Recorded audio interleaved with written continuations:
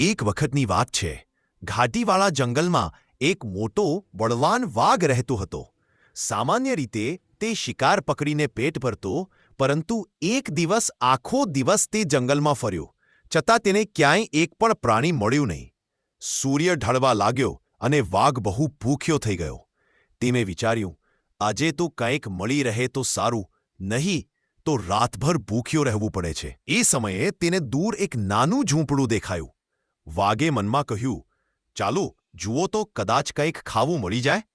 વાઘ ધીમેથી ઝૂંપડા તરફ ગયો અને અંદરથી એક બાળકનો અવાજ આવ્યો, મમ્મી, મને બહુ ભૂખ લાગી છે.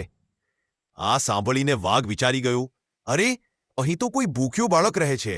જો હું તેને ડરાવું તો કેવી રીતે ચાલશે? મારી જેમ મોટું પ્રાણી તો ભોજન શોધી શકે, પણ આ બાળક? વાઘની અંદર દયા જગેલી. તે પરત ફરવા લાગ્યો. જ્યારે તે જંગલ તરફ જતો હતો ત્યારે તેને ઝાડ નીચે એક નાનું ઘાયલ હરણ પડેલું મળ્યું. વાઘે વિચાર્યું, આ હરણ ચલાવી નથી શકે. જંગલમાં તો આવું સ્વાભાવિક છે. તે હરણને ખાઈને વાઘનું પેટ ભરાય.